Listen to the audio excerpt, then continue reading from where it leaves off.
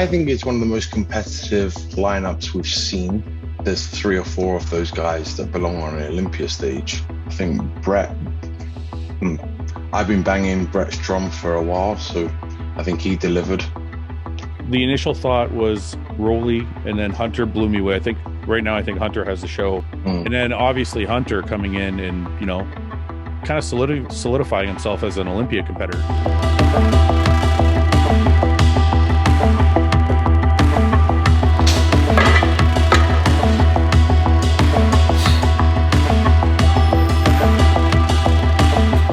Show weeks are always fun with the crew that I have. This week's no different. Check-in went awesome yesterday. It's starting to get really real. Yeah, almost time to do the damn thing.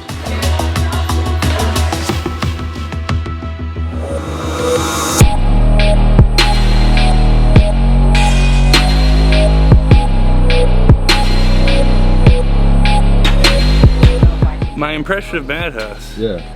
Dude, I'm like a kid in a fucking candy shop right now. Look at this. It's like literally a old grocery store sized space full of hand-picked rare equipment that is properly maintained.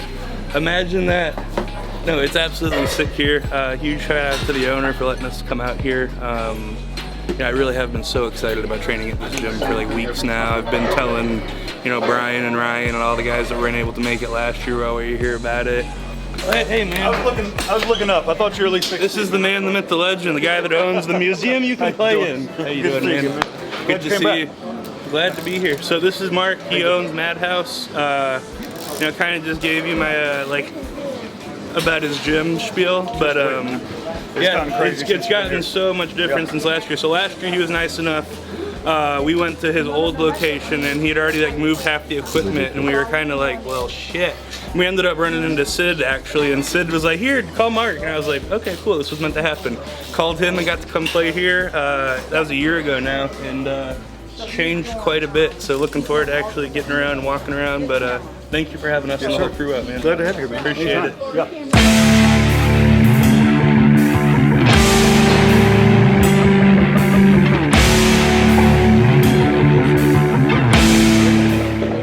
Black and red since birth. Obviously Labrada's been around since 1995. I was born in 1992, so black and red and white have been very near and dear to me for my entire life.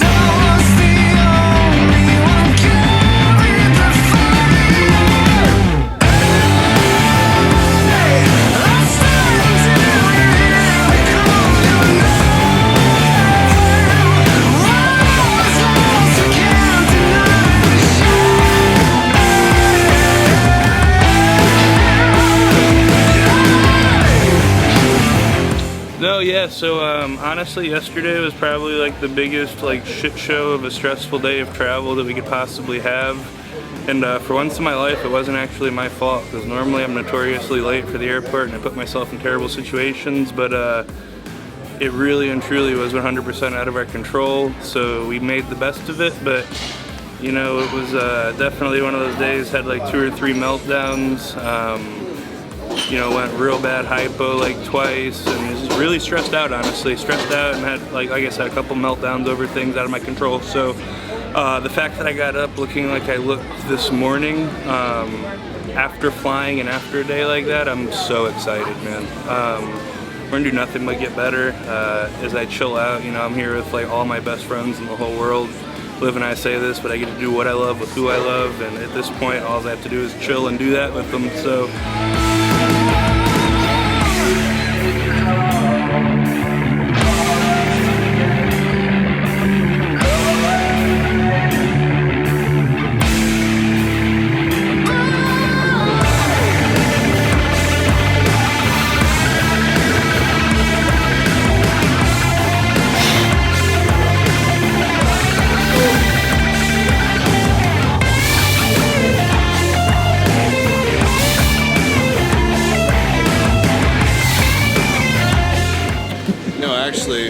funny story is he missed his flight. Everybody knows that.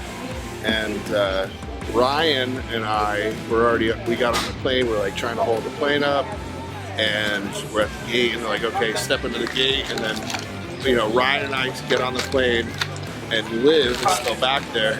Liv calls me and goes, you won't make it. I go, okay, we're getting out. The gate's closed already. So Ryan and I had to come. We're on the plane already. So we got here first, got everyone's bags, got the rental car, went to the supermarket, came back all before they even got back. So they like got to hang out romantically alone in the airport and have like a romantic lunch. And then Bryan and I did all the work with the food shopping, did everything. So I don't know why they're stressed out. It was like the perfect situation for them. They just got to hang out, and then they probably just pretended the whole time it was stressful. So then I would like go to the grocery store and do everything in the day.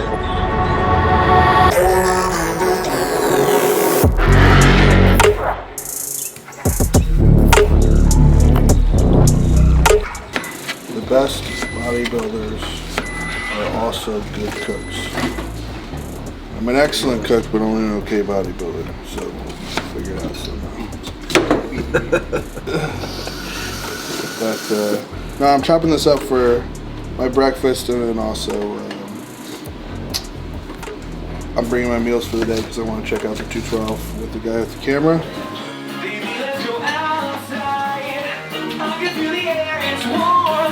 Let's go for a long ride.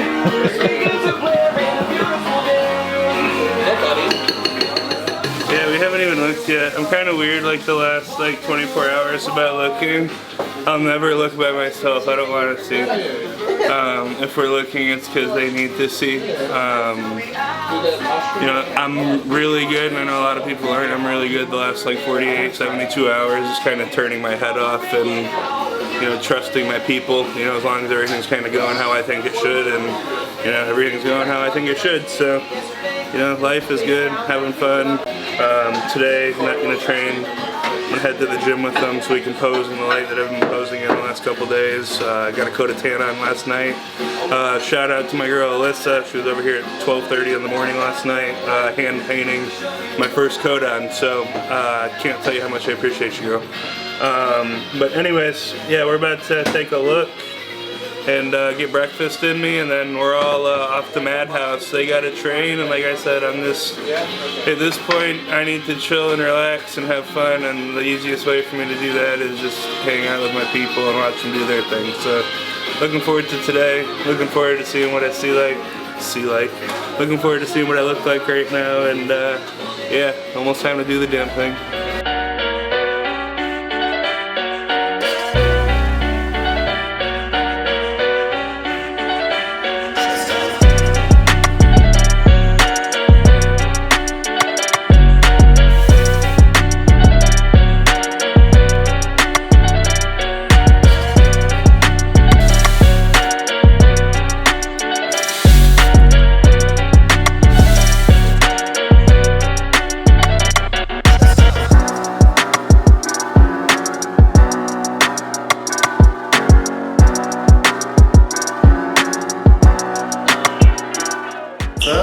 I like your shorts. What's up, man? How are you? Yeah, you feel hard. Massive. Thank you. Strong as shit. I know. I know it's gonna be fucking fun.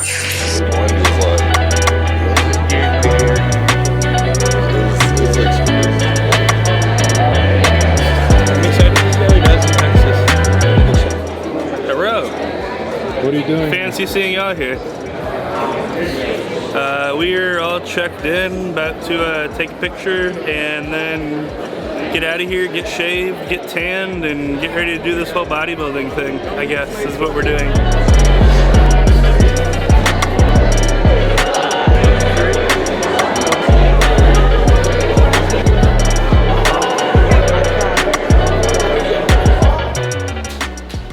I mean, the late edition of Rolly is exciting as hell. I mean, it's, as Hunter said, it's like he's going up against like one of his earliest childhood, or like not childhood, but like earliest bodybuilding like people he looked up to the most. So it's gonna be a lot of fun to see him spank him too. So Yeah, no, this is going to be really fun because just, I mean, if you look at it, this sets like the next couple of weeks. I mean, it's whoever loses this is probably going to have to go to Tampa and then go up against Ian, and then you have whoever wins that go to the Olympia, whoever doesn't go to Texas, and then go up against Steve, and then you're going to have this like trickling effect of like it's the home stretch of who's not going to make the Olympia, and so yeah, it gets like this is when the pressure starts to get in. So yeah, it's fun.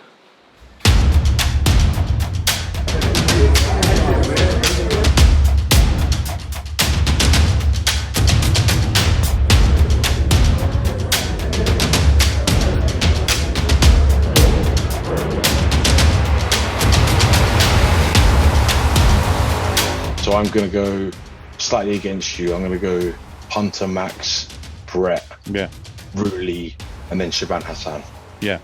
I think it's a good sign for bodybuilding. I think people who cry about politics and say that bodybuilding is all politics and bodybuilding is bullshit and this and that, I think this is a good lesson for those people to see, because Rolly is the biggest name in the show. So if Rolly ends up in second, third, fourth, whichever one it may be, it's kind of showing people, hey, look, Hunter's got a big name and he's got obviously a lineage, but Rolly is still the biggest name in the show. And I think if it was political, Rolly would definitely be walking away with it. Yeah, but even if you take Hunter out of the equation, Brett's unknown relatively. Yeah, he's not. He doesn't have the family history, and he's right up in the top 4. So at his open debut, so they're not. If you're good enough, you're good enough. Yeah, and I try and express that to people, and people always want to cry. There's politics and this and that. And I really think the judges just do their best to place people where they think. And I think the people that don't understand judging sometimes they cry foul right away, even though maybe they don't understand why somebody's placed where they are. What's going to happen if me and you are totally wrong and Rolly wins? Does that mean it's all politics? Oh, just don't post this video. Yeah.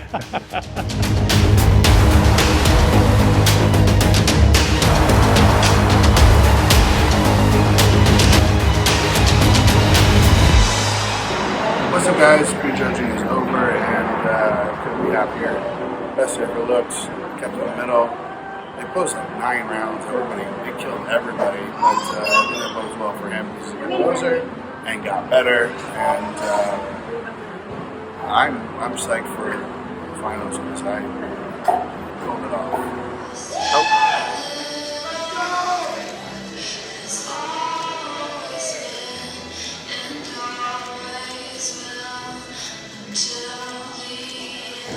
Hunter Labrada.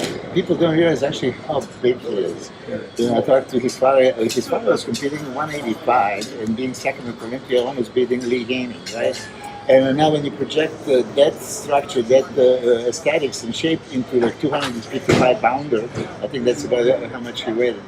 What I want to say about Hunter, and I told him briefly, just to really make a mark at Olympia, he would need to get this crisp dry condition.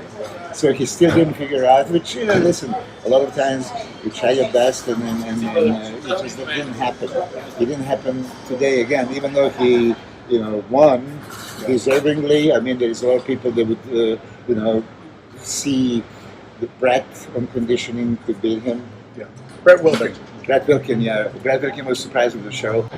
What do we appreciate? Aesthetics, yes, but then every bodybuilder is going for that freaky mass, just big shoulders, chest, most muscular, great arms. I still had Hunter based on a few different things, the shots. Yeah. I don't think he didn't dominate the show where it was just Hunter and everybody else, but I think he was the rightful winner for sure. Yes, absolutely. This should have been a pretty easy win. Rolly at his best would have destroyed the show. That's what we think, right? But Rolly at his best and Hunter Labrada at his best, you have to really go pose by pose. You see, Hunter has more powerful legs, so from a balance perspective, upstairs, downstairs, front, back, sides, he's all there. Well, with that, we're going to wrap it up from here where are we, Atlanta? Atlanta, the 2021 Chicago Pro, musculardevelopment.com's coverage. Check out the rest of the website, musculardevelopment.com. We had a play-by-play thread with tons of photos. We have a contest gallery with tons of great pictures by Hector Mendoza. Yeah, your name is Hector. You forgot your name. Plenty of interviews on this channel. Good stuff, guys. Thanks for watching. We'll see you at the next one. Game day Burks.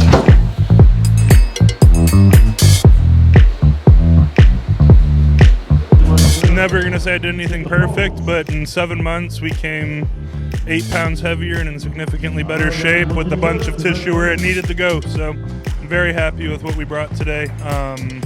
Really looking forward to getting back home and getting back to work and getting ready for my second Olympia in 2 years. Really and truly, I've never understood it. I've always been good mentally about this, is I cannot be better than my best. I can't. It's an impossibility. And I have a lot of peace of mind in the fact that, you know, throughout this last off season and this prep, that I left no stone unturned and I did everything I could to be my best. If I got beat, it just wasn't my time yet.